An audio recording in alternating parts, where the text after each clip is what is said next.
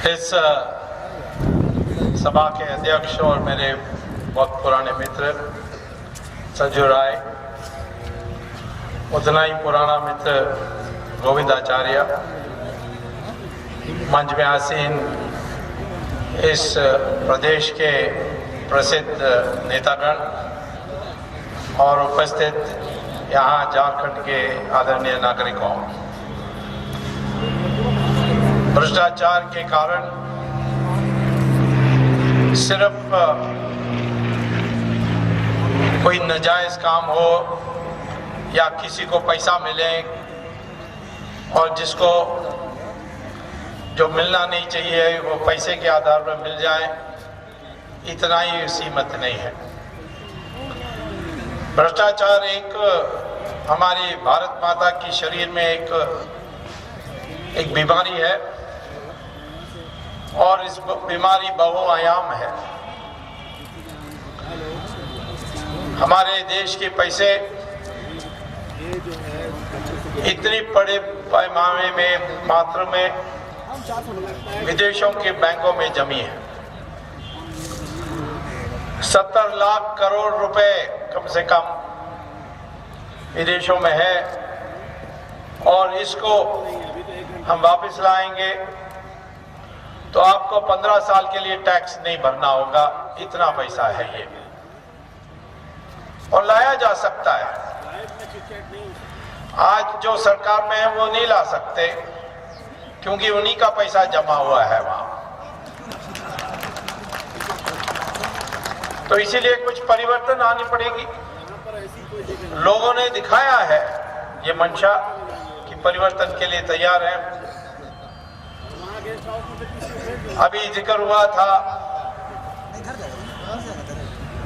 राणा जी ने जिक्र किया था कि तमिलनाडु इलेक्शन में एक कॉन्स्टिट्यूएंसी में एक मतदान क्षेत्र में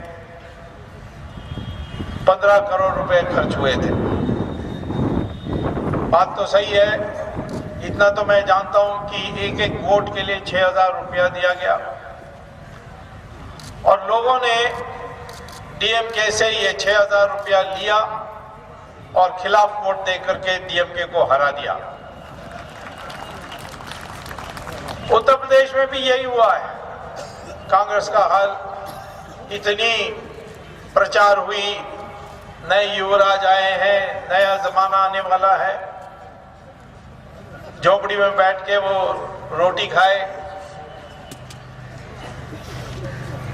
तो ये सब करने के बाद भी उनको 25 सीट से ज्यादा नहीं मिली और जो जीते उन्होंने कहा कि हमारे क्षेत्र में राहुल गांधी नहीं आए इसीलिए हम जीते। मणिपुर के तो मुख्यमंत्री ने ये साफ कह दिया कि धन्यवाद राहुल गांधी, आप मणिपुर नहीं आए क्योंकि हम जीत गए। तो लोगों का मंशा दिखता है। उनको फांसी देने के लिए जब सुप्रीम कोर्ट ने कह दिया है, कब 1999 में, 12 साल से ज्यादा हो गया और अभी तक नहीं दिया, तो इसके पीछे यही है। जब सबको पता है कि पाकिस्तान या कश्मीर में जिस हिस्सा पाकिस्तान के हाथ में है वहां कैंप्स हैं जहां ट्रेनिंग होती है, वो वहां से यहां आकर के हमारे देश में विस्फोट करते हैं, तो उन कैंप्स को जाकर हमारी एयरफोर्स को भेजकर, वायुसेना को भेजकर बॉम्ब क्यों नहीं करते हमारे नेता? मैं कहता हूं कैसे कर सकते हैं? उनका बैंक का अकाउंट छप जाएगा अखबारों में तो मर जाएंगे। मैं आप खुलेआम कहना चाहता हूं कि आज जो प्रमुख नेता हैं सरकार में, ये पाकिस्तान से ब्लैकमेल होते हैं, इसीलिए पाकिस्तान के खिलाफ कड़ा कदम उठाने के लिए डरते हैं।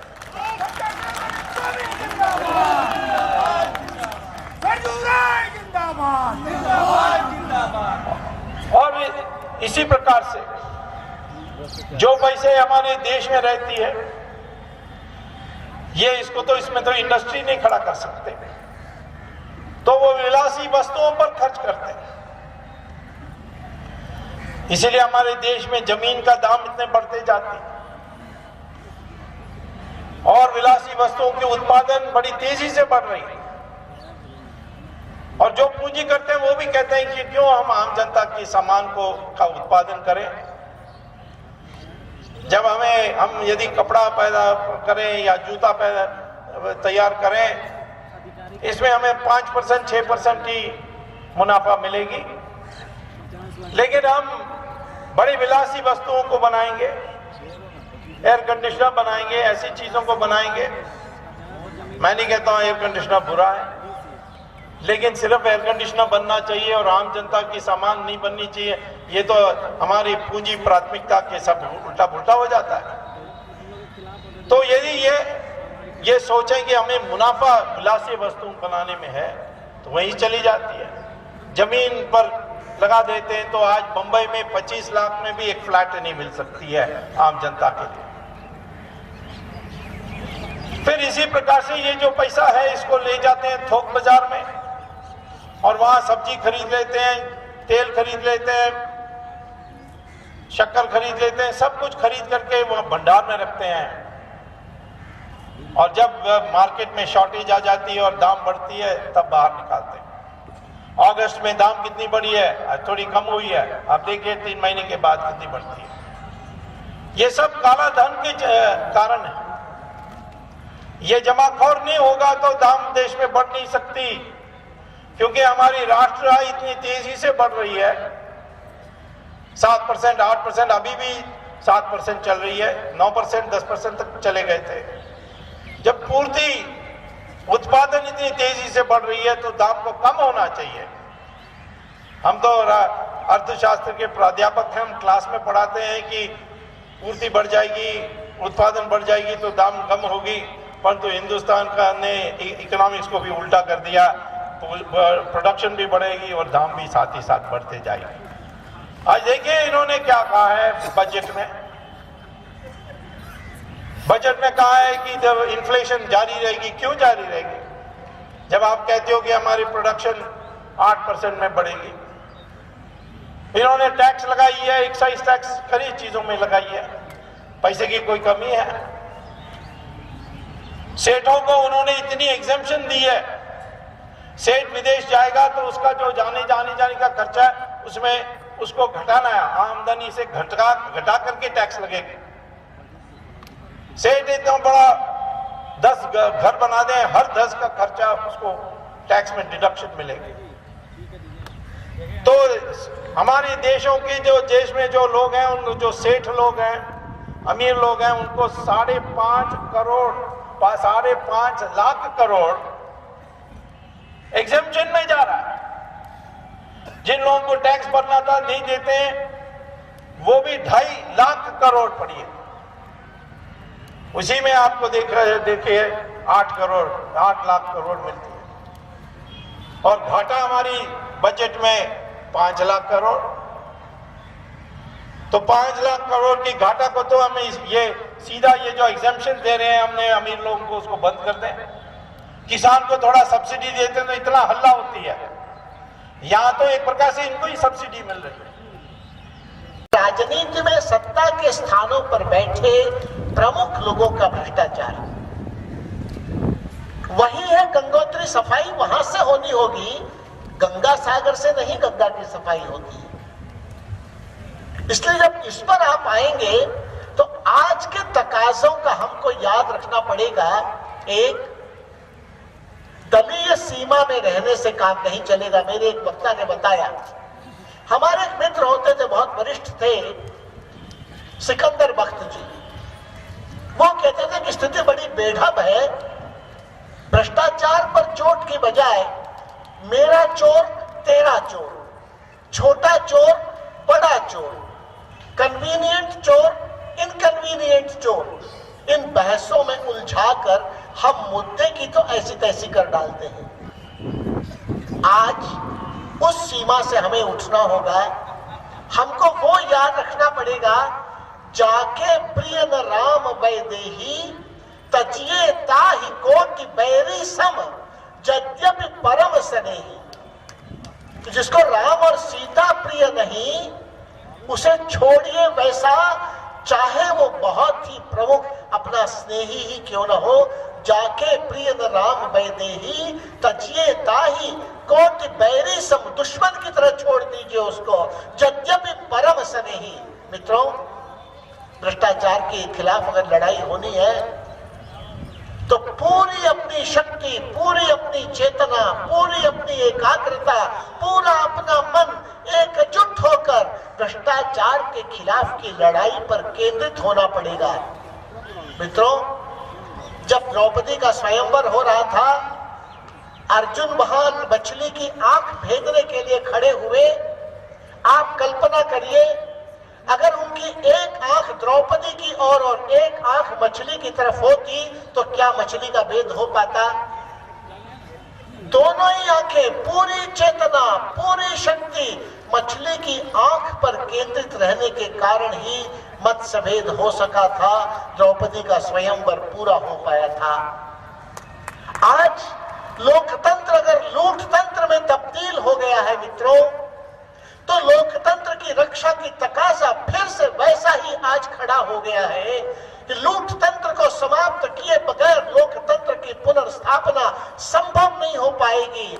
इसलिए आपातकाल के खिलाफ की लड़ाई सरीखे तेवर, सरीखा जुझारू संकल्प आज के आंदोलनकारियों की पहली शर्त होगी।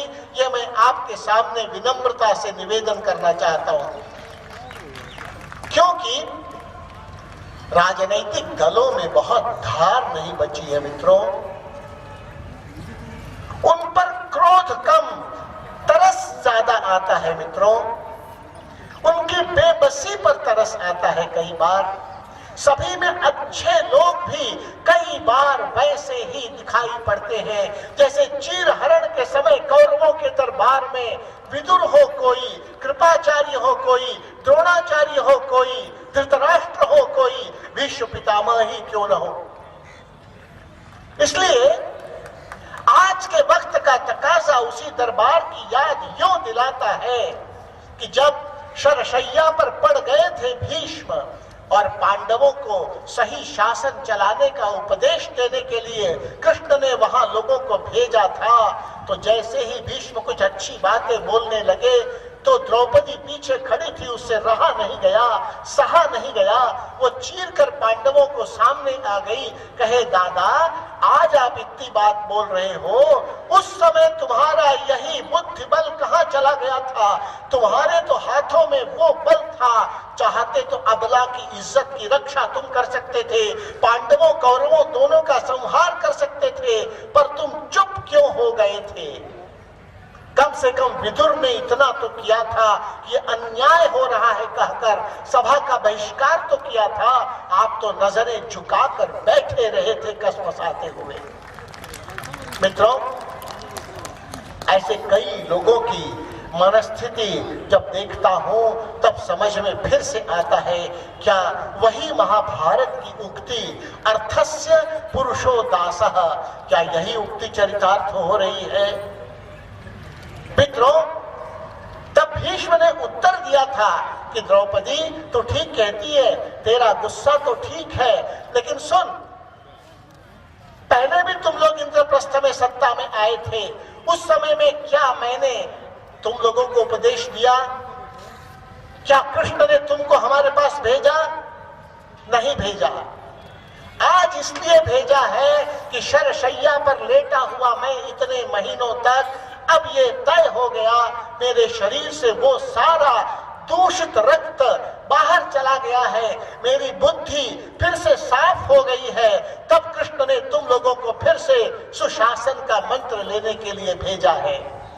मित्रों, किसी को भी ऐसे शरशैया पर लेटने की जरूरत ना पड़े, ये मेरी ख्वाहिश है जरूर, लेकिन इस महाभारत में, भ्रष्टाचार के खिलाफ की लड़ाई के महाभारत में हमको मेरे तेरे का भेद भूलना होगा। ये मेरा विनम्र निवेदन है सभी से। दूसरी बात, सभी दल एक से दिखने लगे हैं, राजनीतिक उपकरण की बजाय गिरोह से दिखने लगे हैं। सत्ता और विपक्ष का भेद खत्म सा होता दिखता है।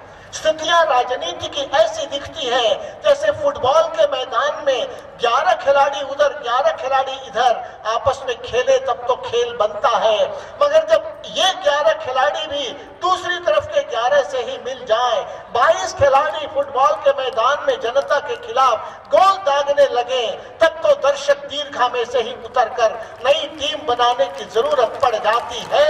ये मुझे फिर से आपको चेताना है, ये मेरा विनम्र निवेदन और है।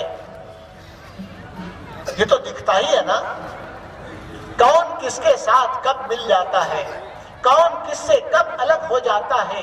ये तो महज सत्ता स्वार्थ से निर्धारित होता है। कोई सिद्धांत, कोई नीति और कोई मुद्दों के कारण तो दलों के बीच के रिश्ते तय नहीं हो रहे हैं। ऐसे में भ्रष्टाचार के खिलाफ की लड़ाई में मेरा निवेदन है, नया ढांचा, नए तरीके, नए औजार, नए लड़ाके, यही आगे के वक्त की जरूरत पड़ेंगे। उसी में धारदार लड़ाई हो पाएगी, क्योंकि आज थैलीशाह, नौकरशाह और राजनेता हाथ मिला बैठे हैं और इनका ही त्रिकुट उस वामन के कमंडलू में आकर बैठ गया है, जो राजा बलि के दान की प्रक्रिया को पूरा नहीं होने दे रहा है। विकास की धारा अंतिम आदमी तक पहुंचे, इसमें अड़चन अगर है तो राजनेता, नौकरशाह और थैलीशाहों का ये नापाक गठबंधन उस वामन की कमंडलू जिससे जल निकलना था उसके मुहाने पर बैठ गया है मित्रों। इसलिए विकास की धारा कुछ लोगों तक रहती है।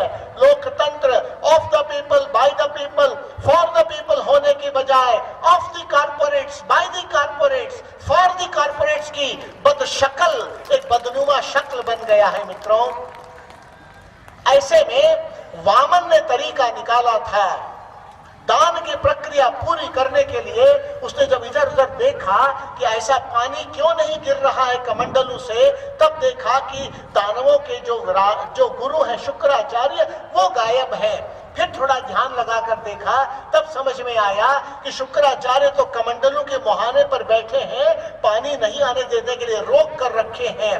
तब वामन ने अपने आसन के कुशा की घास को निकाला, उस सीख से उसने कमंडलू के मुंह को भेदा। शुक्राचार्य की आंख में वो सीख लगी, दर्द से बिलबिलाकर बाहर गिरे।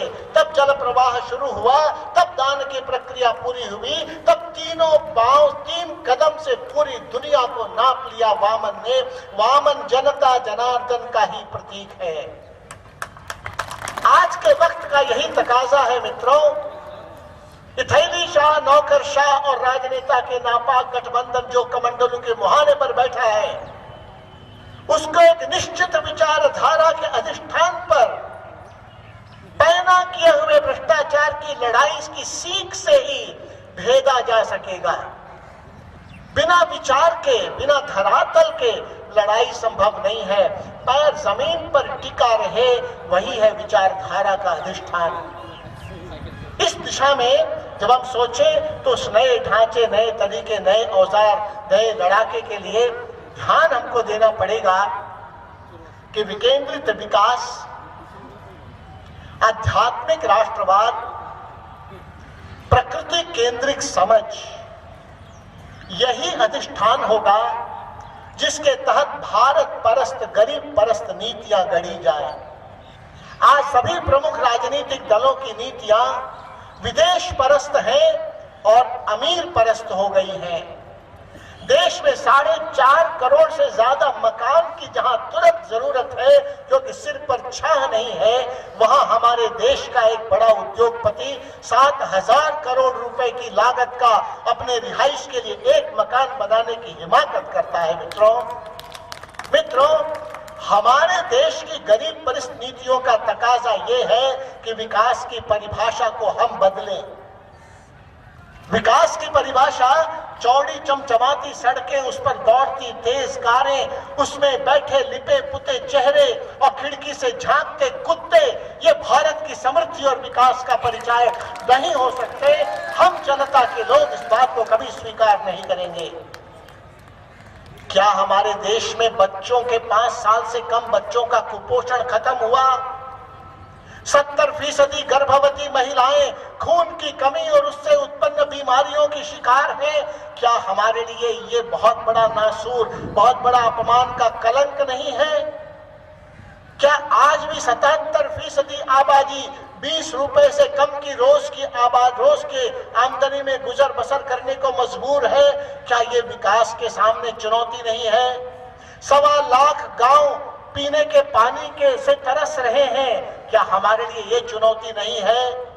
देश के 90 लाख अंधे, देश के 45 लाख अपाहिज, देश के 26 लाख कोढ़ी, क्या हमारे विकास के लिए चुनौती नहीं है? किसे कहेंगे विकास? इसलिए भारत परस्त गरीब परस्त नीतियों की जरूरत पड़ेगी और राष्ट्रवाद का अधिष्ठान जब आध्यात्मिक होगा तो किसी भी पंथ का, किसी भी जाति का, सब में एक ही परमात्मा का वास है। इसलिए सभी इंसान हैं, केवल वोट नहीं है। वोट के नाते सोचकर उनको लुभाकर बाद में कचरे में फेंक देने की नीयत तब हमारी नहीं रहेगी। सभी जाति क्षेत्र में लगेगा, सबके खून का रंग लाल है, सबकी भूख एक तरह की होती है। कोई बेरोजगार किसी भी जाति क्षेत्र भाषा संप्रदाय का होगा, जब शाम को नौकरी की तलाश में भटक कर असफल होकर अपने घर लौटता है तो उसकी पत्नी की, उसकी बहन की, उसकी माँ की सूनी निराश आंखों का जब उसकी आंखें टकराती हैं, तब जो बेबसी है वो किसी जाति क्षेत्र भाषा संप्रदाय के लिए अलग अलग नहीं हुआ करते मित्रों। इसलिए हर एक को ईमान की रोटी और इज्जत की जिंदगी मयस्सर हो, इससे बड़ा एजेंडा ही भला क्या हो सकता है देश का। ऐसी स्थिति में मैं यही चाहूंगा मित्रों, इस लड़ाई को हम आगे बढ़ाएं। अच्छी शुरुआत हुई है। एक ही बात ध्यान रखें कि व्यक्ति से बड़ा दल, लेकिन दल से बड़ा देश। आज उल्टी सी स्थिति दिखती है। देश हित की तुलना में दल हित ज्यादा बड़ा और दल हित की तुलना में मेरा अपना हित ज्यादा बड़ा। इसको समीकरण को ठीक करना है मित्रों। व्यक्ति से बड़ा दल, दल से बड़ा देश। और दूसरा एक विषय है कि देश बचेगा तो मिटेगा कौन, देश मिटेगा तो बचेगा कौन। मुझे विश्वास है कि झारखंड की जनता इस भ्रष्टाचार के खिलाफ मुहिम को आगे बढ़ाकर इसको अपने सही परिणामों तक ले जाएगी और देश की जनता को भी एक दिशा देगी। इस विषय में मंच पर बैठे नेतृत्व को मैं सलाम करता हुआ अपनी बात पूरी करता हूं। धन्यवाद।